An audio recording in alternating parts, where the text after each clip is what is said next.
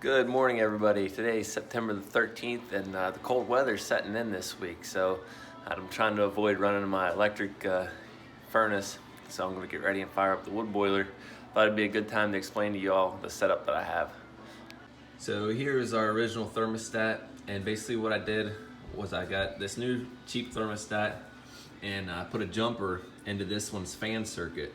I tied it to the heating circuit on this one. I just got to the drawings up there and put a jumper across. So every time this heat signal kicks on, it's going to run the blower for the whole system there. So that'll kick on the blower downstairs and it'll blow heat across the coil. I can just show you that real quick.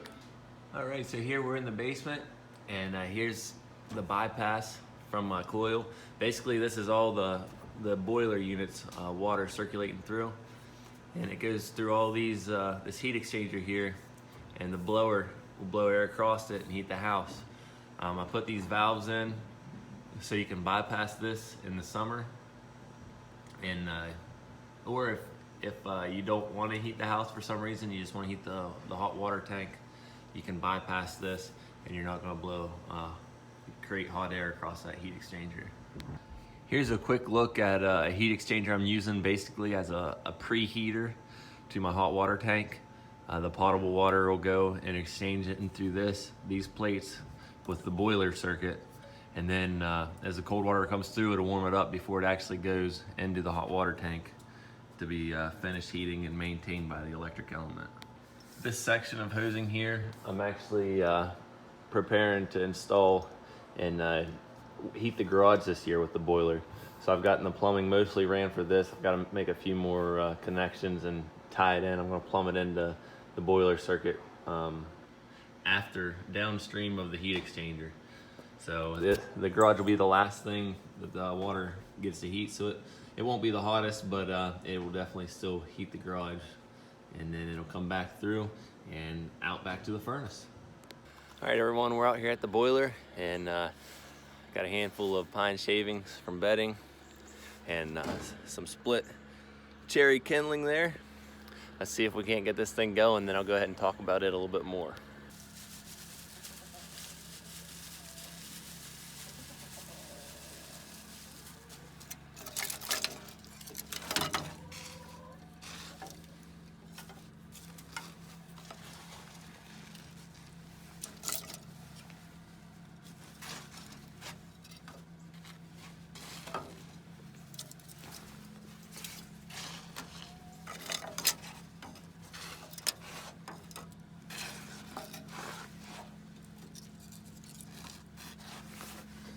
All right, and something that I've found very useful for creating fires in the house and for out here is the propane torch.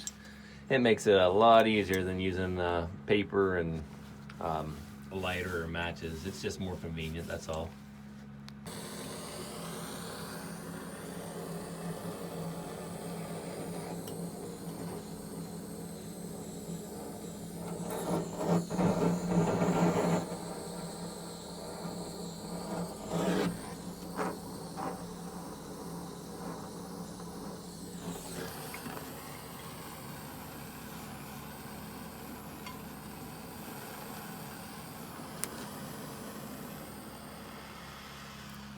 All right, now we'll let this take off, and I'll add some bigger pieces to it here directly. All right, everyone, we got the boiler fired here. I got the door open, so it's drafting pretty nice. And I'll show you the fire it's got so far. We'll go ahead and add to it here slowly and really get it going. But I want to take y'all here and let y'all join me as we turn it on for the first time of the season. It'll go until next year, so. Right here's the pump. I run it year round to keep the water circulating, hopefully keep things from corroding as much. And there's the shut off for the return, and there's the shut off for the supply. All right, here we go. We're going to turn the power on. We should hear the damper open, and there's your water temperature. 67 degrees right now, which is definitely still holding heat from last week because it's in the 40s right now. So it's at 67. I think it ought to warm up here and be around 170 some, about 4 or 5 hours. So just wanted to take you along with me there, and we'll get it fired up for the first time this season. All right, now that damper door is open, I'm gonna shut it down and we'll let it draft on its own. And that's the simplicity of these classic burners. You can see the fire in there, but basically you got the thermostatic control, and all that does is send a signal to the damper valve to open or close it depending on the temperature. It'll go up. If I have it set on 170, it'll go up to 170, kick the damper off, and then it'll start slowing down until it reaches probably 165, 164, then it'll kick back up and do the whole cycle over again. Very simple. The only thing I've had to do to this so far was replace the pump last year. It is about $100, simple fix. So thank you all for following me along this morning. Quick video, but I wanted to show you all the basics of the boiler. All right, till next time, y'all take care.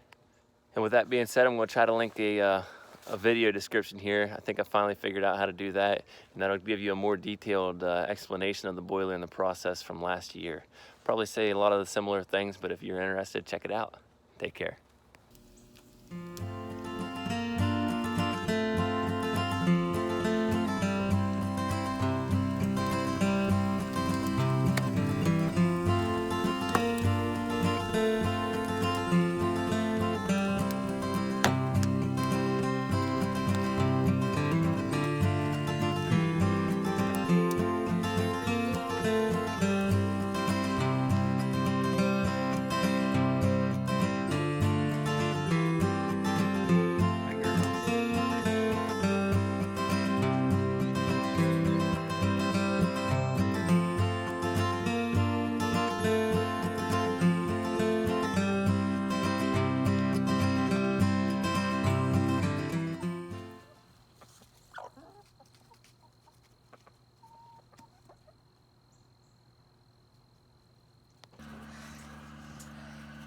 Say hi, YouTube.